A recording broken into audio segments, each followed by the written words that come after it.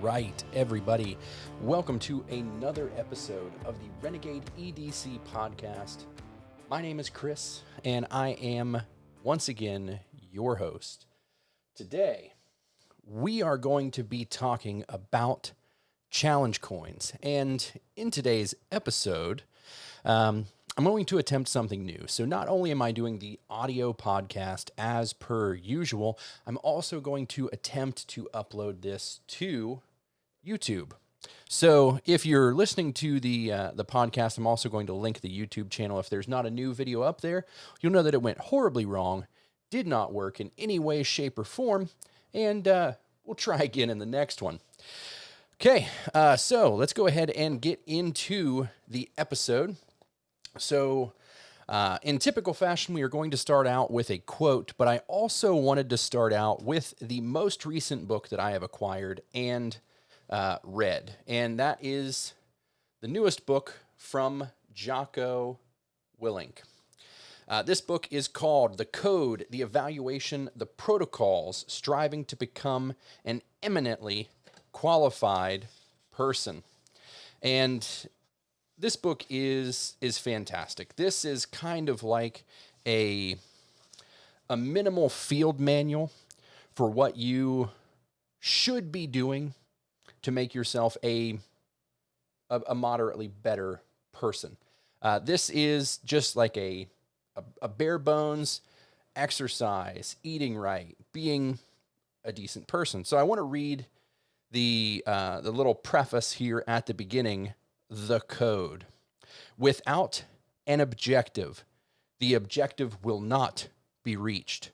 Without a goal, the goal will not be reached. Without a standard, the standard will not be met. Without a mission, the mission cannot be accomplished. Without an ideal, the ideal will never be realized. Without a clear path, the path cannot be followed. Yet, we, as human beings, often go through life without any of these, and so we wander. We wander aimlessly, moving without making progress. Days, months, and years pass us by. Time is wasted, which means life is wasted, and potential is wasted. Our own potential squandered. Meandering through life, instead of becoming who we could be, instead of attaining our highest possible manifestation of being, we simply become whatever we become. We fall short. In so many ways, we fall short. Fantastic book. This book is available on Amazon. Right around $10. It's a really quick, easy read. You can see here, it is not a very thick book. We are talking about less than 100 pages. It took me all of a couple hours to get through this.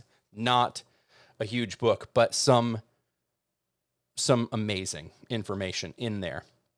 So let's move on.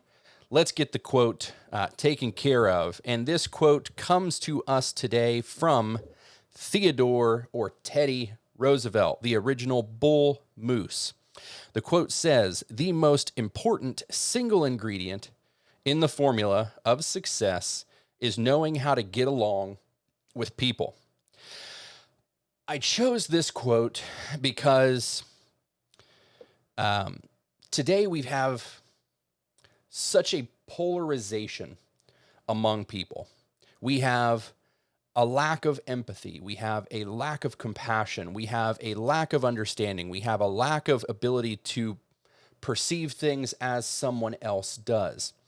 And these are all things that we could improve upon to unite each other. You know, we hear all the time today in the news, you know, especially today with it being Inauguration Day, everybody preaching unity. Unity, empathy, compassion, understanding, coming together as a country, breaking party lines. But then on the same note, you see some of the same people that have made these comments turn around and they don't empathize with the people on the other side of the aisle, and both sides. I'm not throwing any stones at any particular individuals. Both sides are, and I think probably some of all of us, to a point, are guilty of lacking in empathy, compassion, and lacking in an ability to perceive things in a different way. The only reason that we think that the opposite side is wrong is because we believe a certain way, and the only reason that they believe that we're wrong is because they believe in a certain way. And the only way that we can ever bridge those gaps is to change our perception, to look at something from the other person's eyes and find some common ground. So perspective, empathy, compassion, the most important formula to success, and this is business, personal, country. The most important formula to success is knowing how to get along with people. So I think that quote has a tremendous amount of power. I want everybody to kind of just mull that over, think about it, revisit it, write it down on something. Think about it over the next few weeks. As we're in this polarizing time, I think that this is a quote from a very great president in our history that can shed some perspective and enlightenment and empathy to all of us. Okay. So today's episode is about a topic that I really, really enjoy. I talked about this just a smidget in episode 1 when I was talking about what is EDC, and that is the challenge coin. So in episode 1, I talked a little bit about minor backgrounds, minor reasoning, why I carry a challenge coin, and I thought I wanted to go into a little bit more depth to that because I had quite a number of people that reached out to me over the holidays, having listened to that first podcast, that they had some additional questions about challenge coins, some things that I didn't highlight on, some additional things that I could have brought into a little bit better light. So today we're going to go into that. My first talking point is what a challenge coin means to me. And I did touch on this a little bit in that episode 1 podcast. It's got a fidget factor. So looking at one of these coins here, I can sit and just kind of twirl it in my fingers. I can feel the texture on the coin. There's a lot of mindless fidgetability that I can get out of this coin. Most of my coins are brass or some kind of material that patinas and changes with time. So as I rub my coins, as I fiddle with them, they change. They age, they patina, they wear, and that means something to me. So the fidget part is an easy one. Doesn't have much thought in it. It's just a mindless act of spinning a coin, rubbing a coin, rolling a coin in your fingers, doing tricks with it, all of those things. But with a lot of coins, and I mentioned this with my Men of God coin in episode 1, is it's also a challenge to be better. It's a reminder of a message that you want to strive for. And we could go right back to the quote. That quote would be a fantastic challenge coin quote because it's something that we could look at time and time and time again for decades, for millennia, centuries in the future. We could look at something like that and we can strive to be a better person. And I've even done the same thing. Challenge coins aren't the only way to do this. I've even done it with tattoos. On the inside of my right bicep, my tattoo says, "But for the grace of God go I." The only reason that I'm in the position that I am in is because of grace. Because of that grace, I have a family. I have a successful business. I have my health. I have all of these things are by grace. And that's a reminder to humble myself and not be judgmental of other people. especially in today's day and age. We've got a lot of judgment out there, and that's just a simple reminder to judge not, just plain and simple. Same kind of thing can come from a challenge coin. So that men of God always makes me strive for strength to mount up on wings as eagles, maintain strength. But various other coins can have various other reasons. There is symbology, there is verbiage on all of them that all have different meanings to different people. So a reminder to be better, to challenge yourself, and another thing is to honor a friend. So with a lot of us in the EDC community, there's a fair number of people out there that have started their own businesses. They're taking their joy of EDC and they're turning it into a side hustle. They're talking, they're interacting with people in the community. They're building something interesting. And one of those people that I've connected with really well, and we'll talk a little bit more about his coins here in a little bit, is Captain Ricky. Another one is Pete AF. Both of them fantastic members of the community, and they've taken the process of making a coin and kind of spread it around with the people that make their coin, collaborations with people, collaborations with leather workers. So it's this huge connecting item. So it's a piece of carry, a piece of EDC that I can enjoy, that was made by a friend, that he collaborated with other people, other friends, connections, tribe members of the community, and it's all interlocking and tying us all together. And then last but not least is pocket jewelry. You've seen many of my photos on my Instagram where I feature my handkerchief, I feature my knife. A coin is a lot of times in the background. I specifically made a wallet to make it easier and more comfortable to carry my coin every single day.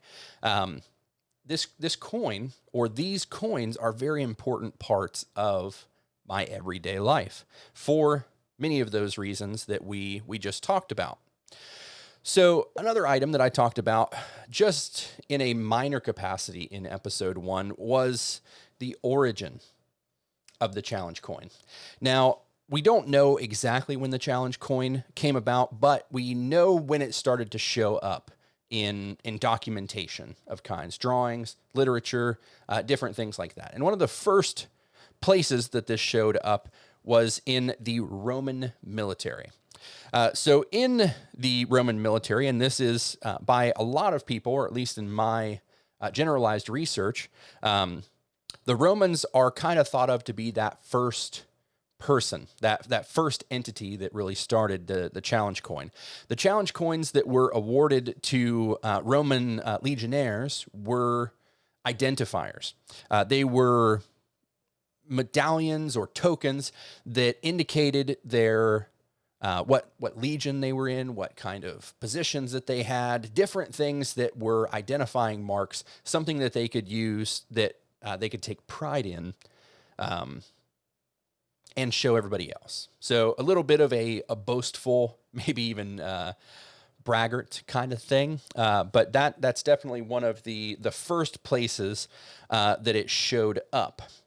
One of the first times that the challenge coin really became prevalent in America was in World War I. And we have a fair amount of documentation throughout World War I of instances like this, but one that I actually had, this podcast had been planned for quite a while, but for some reason I had this story that I remembered, but I couldn't track it down. I couldn't figure out where it was, and I still have very, very limited information on it. But here is the gist of the story. So an American officer, a very wealthy officer, commissioned a group of medallions for his air squadron. And he awarded these pilots in this squadron this medallion that had their kind of symbol, their coat of arms, their designation was on this particular coin. And it's something that they all carried. It was in a leather sheet. sheath. It was something that all of them had. During the various battles that occurred, one of the squadron members got shot down. And when he got shot down, his body was scavenged by locals. And yep, so his body was scavenged by locals, but they did not take a lot of his somewhat meaningless leather items. Now, stashed in this meaningless leather item was his medallion that, of course, had all of this symbolism on it.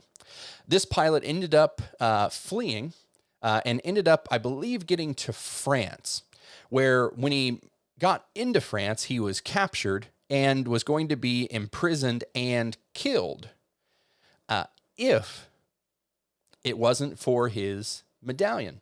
So pulling out his medallion and presenting it to his the people that imprisoned him, the coin ended up being seen by one of the officers in this establishment, and he recognized the symbolism for this air squadron. That challenge coin was the only thing that stood between this pilot's death and his life. That thin line was bridged by something as small and as possibly menial to someone as this brass coin. I mean, if there's not a better story there about challenge coins in American history, I don't know what is. But there are many other stories. So that one was always the one that stuck out to me the most. And I know that I read it in a book about World War I, the history of World War I and different instances that happened in there, but I can't remember what book it was. And I ended up finding this excerpt online talking about challenge coins in particular. And that paragraph was in there. So I was really happy to have found that. So now all I need to do is pull this information, track down the book that it was out of, find it, and then mark the page so that I have it forever. Outside of that, there is a lot of other instances where people claimed that challenge coins have saved their life. And we actually see this repeated in movies a lot of times right now, where someone has a metal cigarette tin, they have a coin, they have something in their pocket. And I think even in Deadpool 2, Wade Wilson had this token from the first date of his girlfriend, a skee ball token. And Cable, of course, took it when they were in the prison. And then when they're doing the whole time thing at the end, Cable goes through time, puts the coin in the chest pocket of Deadpool. And then when he shoots him, it hits the coin and Deadpool survives. So there's a reason that it's in those movies, is because there are so many instances of it coming up in history. In the West, in the military, in war times, all of these instances have coins, pocket watches, compass, cigarette tins, all of these things protecting someone's life. You know, the bullet hits it by some miracle, some law of numbers is broken, and bam, that bullet hits that coin. But still, if it had the chance to save one person, it's just a coin. That's huge. Absolutely huge. Outside of the military, these being gifted by officers, these being carried by general people, they have expanded into a seemingly unlimited area. I mean, I have coins from people in the EDC community. I have challenge coins from whiskey distilleries that I've gone to. I have a challenge coin for one of the cigar and pipe tobacco groups that I'm in. And that segues into the new age pocket jewelry challenge coin, and something that, to my knowledge, started in Germany, which is the coin check. A lot of people that carry challenge coins, you may know about this, and a lot of people in the military may know about this because it happened with patches. It happened with all kinds of different things where you and your platoon, your whatever, would be at a bar and you would have this coin check. Everybody has a coin. Who doesn't have it? You get to buy drinks for everybody. So this did start in Germany, and I believe that was around World War II times. And then it, of course, expanded into various other branches of their military and militaries of the world. This became a challenge coin, coin check, patch check. All of these things became somewhat of a man's drinking game. And I have actually seen local places. There's a Rotary group that I was a member of for a while, and they did a pin check. So if you were golfing, if you were at the bar, you were wherever, and they brought up, do you have your pin? If it wasn't clipped to your lapel, you're the one buying drinks for that day. So challenge coins, coin checks, it has evolved into an immense number of different things throughout the years. So let's talk a little bit about my coin collection, why I have some of these coins, and I only brought out a few of them that have a little bit of meaning to me or are just interesting overall. So the first coin that I'd like to bring up is the 1706 coin. So this is a coin that is a collaboration with a number of people, definite nautical roots in this. It says the sea knows no forgiveness, has a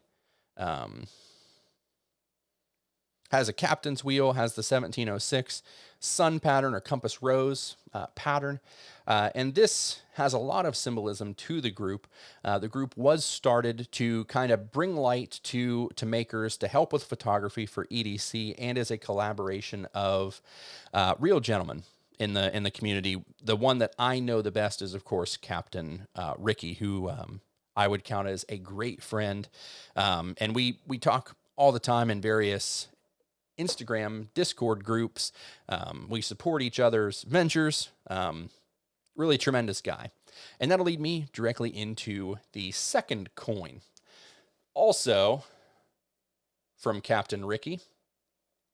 This has his logo on the front of it and the Umathrope logo on the back with the hummingbird. Really gorgeous coin, mirror black finish, great size, smooth edges, brilliantly designed, absolutely brilliantly designed. This coin is not only a fantastic coin from a friend, but also brings up another topic, a little bit darker of a topic. And that topic is content theft. And this is going to be something that we're going to go over in a future podcast, talking about photography and content in the EDC community. But this coin was so well designed, looks so gorgeous, that within a short period of time after this coin being released, we may have discovered somebody that was pretty directly trying to copy it. It's just crazy to me. Still almost can't believe it. Still takes my speech away. But that's something that you have to worry about with today's day and age. Again, content theft is an incredible thing. Because this is going to be a future podcast topic, I would like to have stories from those of you that are listening. Have you ever had issues with content theft? I don't need names or anything in particular, but I would love to get some messages, to have some stories that I can include in that podcast where we go over this information. So that was kind of my segue with this coin and talking about content theft is I would like to include some of your stories in the next podcast. So reach out to me. I'll write them down. I'll put them in my podcast notebook. We'll talk about them. Let's move on to the next coin. So this next coin is from another really good friend in the community, and that is Pete.af. This guy made a gorgeous, absolutely gorgeous coin, extremely detailed, has an immense amount of symbolism in it that I can't even scratch the surface of, just for time's sake. I think I could probably fill out a 10 to 15 minute podcast on this coin alone. Just this coin.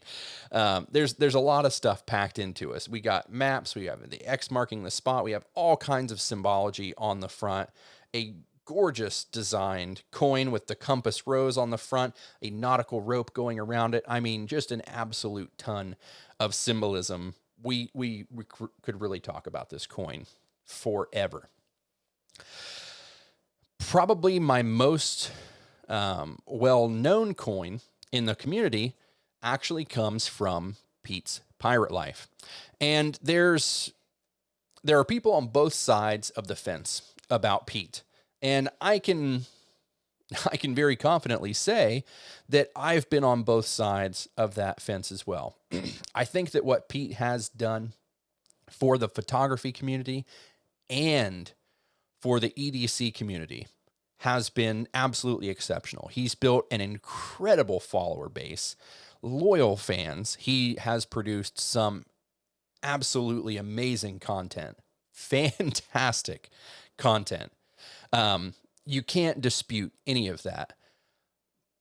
But I have also seen a lot of his drops, a lot of the price points on them, the scalping that occurs. So many people will rush to buy a product and then, mark it up and sell it at double the value. I have some qualms with some of those things, but I think that what Pete's done overall, Pete as a person, at least what you see of him in the social media sphere, super, super guy. And because of those things that he's done, the Pete's Pirate Life coin is another favorite. So this coin, again, impeccably done, just like everything else that Pete does. Came in a really gorgeous little wooden box. Everything, of course, packed to perfection, designed to perfection. I've never received anything from him that wasn't perfect, in all manners of the word, even down to the hot sauce that he and Captain Kirk released. The hot sauce, gorgeous. The label, my gosh, the label. Packaging, out of this world. One of the most photogenic hot sauce bottles I think I've ever seen. But huge fan of this coin. Outside of that, I have dozens upon dozens of coins in that case right back there. Gold coins, silver coins, brass, copper, bronze, stainless steel. I have got coins on coins on coins. I have coins from knife makers. I've got coins from everywhere. I didn't want to pull all of them out and talk about every single one of them because we would be here for days. I have coins from all over the world that I carry on a pretty well daily basis. I have a lot of them in rotation. I carry them on different days for different reasons. But right now, I would like to move on to a different kind of coin. So this is actually not a coin. It's a poker chip.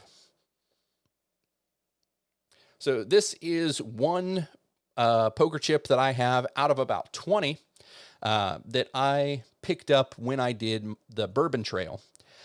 Did the Bourbon Trail with a friend, had a tremendously good time. Come on, camera, focus. Tremendously good time, and I picked up those coins throughout to remember all of the things that happened. Okay, boom, we are back. So, didn't know that my camera apparently has a 30-minute maximum recording on this setting. So, whoops. So we'll edit that out on the YouTube. Apologize for you guys listening on the podcast because it is all just raw and original. But the whiskey coins, I've got one from all the distilleries that I went to. They signify something with each and every place that I went. And I keep those. I carry these because of that very reason. I want to remember those different items. That was right around the time that I was going to have my son. I'm not a kid person, so when that came time, I needed to let off some steam. I needed to go out and have a guy's weekend, and I decided to do the Bourbon Trail. I mean, you can't get much more of a guy's weekend than that. And these coins, these chips, will always remind me of what was going on, how that was going, and it's just really that fantastic of an event for me. Now we have the worry stones or the Bullion Bars. So this is my copper Bullion Bar or worry stone. It's just in the shape of a bar. This one has the element, so it has the Cu for copper. This is 1 ounce of 0.999 copper. This is formed in the USA, so it's a USA made item. Doesn't have as much meaning, doesn't have as much symbology. It's just a bar of copper. I have a few of these. I have them in different metals. So I've got a titanium, I've got a brass, I've got a copper, I've got a carbon steel and stainless steel. And they're each interesting to carry. Each of them either patinas or does not patina. And there's just something cool about having these, having the elemental designation on them. It's just something that I really like having. More pocket jewelry than meaningful item, but still in the collection. And then the last thing that I've got in this kind of sphere is this Micarta Domino. This is another fidget worry stone type thing. You just kind of rotate it in your hand, rub it around. It's a stress reducer, fidget tool. And again, no significant meaning to it. Nothing significant out of this one. It's just, it looks nice. It's fun to carry. It's fun to fidget with. And that really rounds it up. One other thing that I wanted to talk about. So when you talk about challenge coins, worry stones, bullion bars, all of these things, you also have to talk about how you are going to carry them. So I had mentioned earlier, I am in the process of opening up a leathercraft business. And one of my first prototypes is this wallet. And it's kind of hard to see, but it's got a card flap, it's got a cash flap, and it has a slot in the back. For those of us that like to carry coins, that becomes a coin pouch. And I have my Carpe Diem EDC coin sitting in that pouch right now. But that pouch also fits all kinds of other things. You can put another card in it. You can put cash in it. You can put guitar pick, SD card, whatever you want in there. It will fit. My intention was an easy way to carry a coin. But outside of that, you will typically have a slip. So coin slips are traditionally made out of leather, something that will patina and change over time like the coin will. This one, I believe, was made by LLG Leather and Lumber Goods along with this coin. So it went with the 1706 coin. Very well made coin slip, gorgeous, has the captain's wheel on there. But I have a number of these slips, all kinds of different manufacturers, different colors of leather, different sizes, different shapes, all kinds of different things. They all have their place in the pocket, and a lot of people love carrying them this way. This is the Pete's Pirate Life one. I don't typically like carrying a slip, which is why I did the wallet. The slip to me is just one extra thing to sit in the pocket, and I really like to combine those things together to make them a little bit more efficient to carry. So this is kind of my product plug at the end of the podcast. So I am in the process of perfecting these, and I will be getting these up on the website soon. There are a couple of little intricacies with the making of these wallets that I would like to change before I give them out to the public. I'd really like to have a perfect working design before I send these out. But I also wanted to talk about something else. Another new product that is coming out. It's just a simple brass tin. But inside the tin, we've got beard balm. So Renegade EDC has made its first batch of beard balm. We are going to do Kentucky Woods or Bourbon Woods. I haven't really decided on the name yet, but it is a bourbon and cedar scented beeswax based beard balm.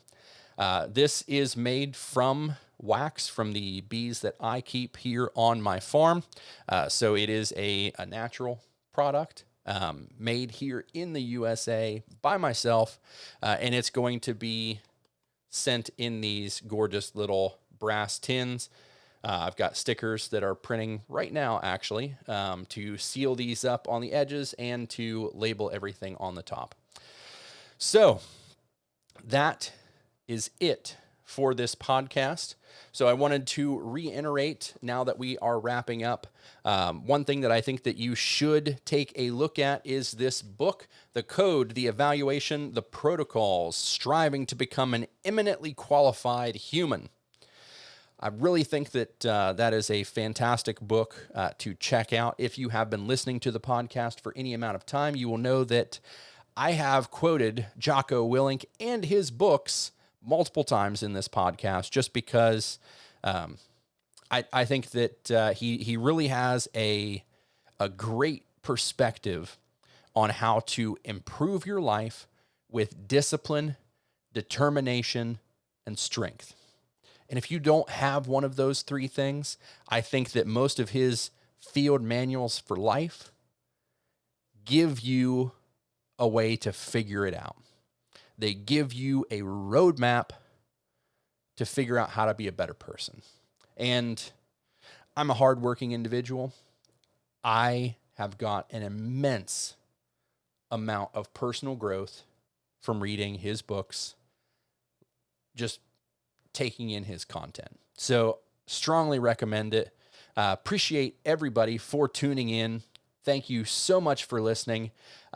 Looking forward to hopefully getting this up on YouTube and editing out the mix-up with the camera just shutting off. I do have a fix for it already. I've already puzzled it out while finishing the podcast. So on the next go, we'll have that fixed.